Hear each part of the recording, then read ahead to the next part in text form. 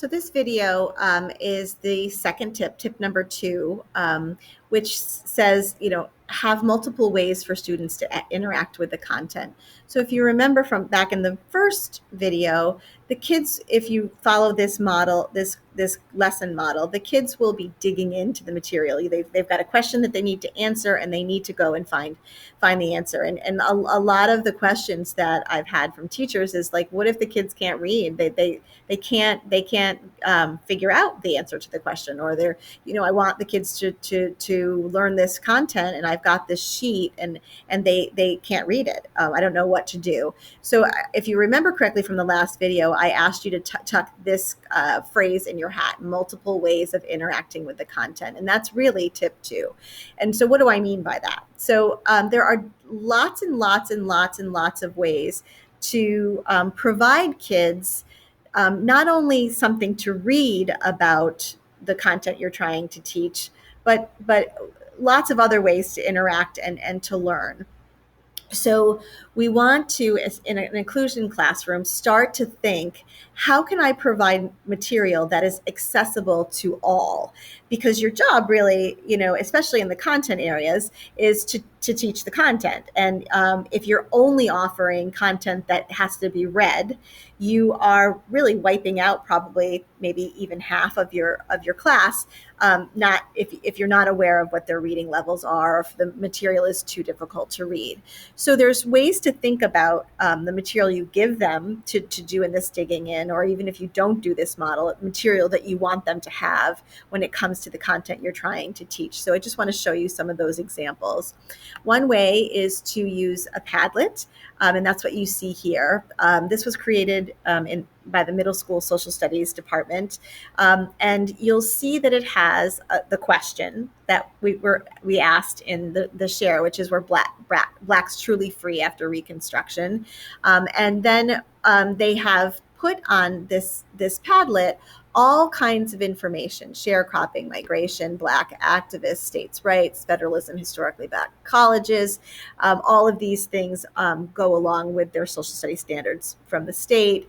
But what I want you to notice is on each of these shelves, there are lots of ways to access the material. So here, this is a video from NBC Learns talking about sharecropping. This is an infographic. This is a video on migration. This is a typical History Channel page where you can watch a video, but there's also some reading. This is a YouTube video. This is an article put out by the Historically Black Colleges website. This is a video talking about the historically Black colleges. So you'll notice that we have given not only things to read, but we've also given the kids a chance to watch videos. That way, anyone can access the material, and they have a choice, so that they are going off and digging in. And you might say to you 3 go and look at sharecropping, you 2 go and look at migration, or you say to the class, look at all of these shelves or different topics underneath this idea of, are Blacks truly free after Reconstruction? But you've provided them ways during that digging in to really learn, even if they can't read.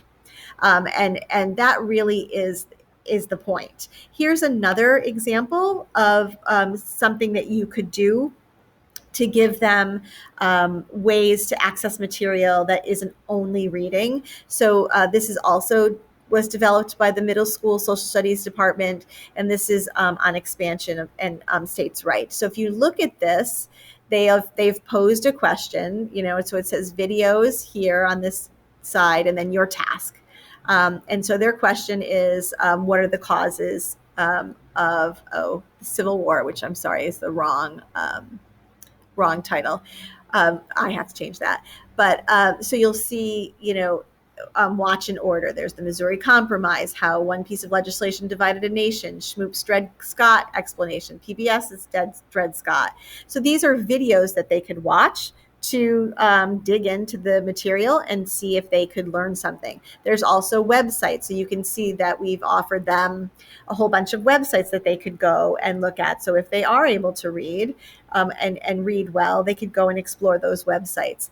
The other thing that I want to show you is we've also given documents and articles, but take a look at what we've done in the department. We have social studies for kids. There's an article on there that the teachers really wanted the kids to read. But what we did is we also did an audio version of that site.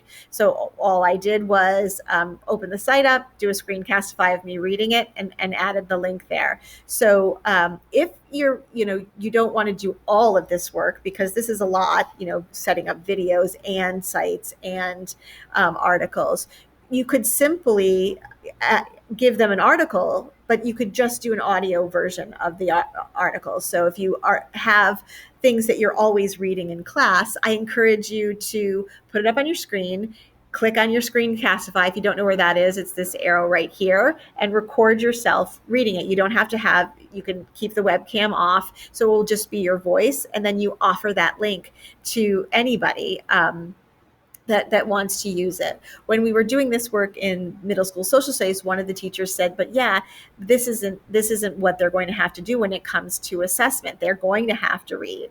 And that is absolutely true. So one of the things that we have recommended is that in a unit, 3 or 4 times within a unit, you are close reading a grade level text together, so that you as the teacher can teach how to navigate through that kind of reading. But ultimately, your job as teachers is to teach the content. And so this is a way to ensure that everyone has access to what you want them to learn.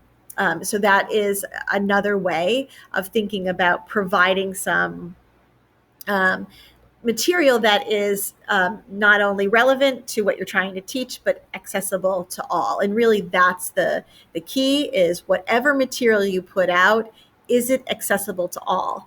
If it's not, then you just have to do something with it in order to ensure that everyone can access it, even your lowest learners.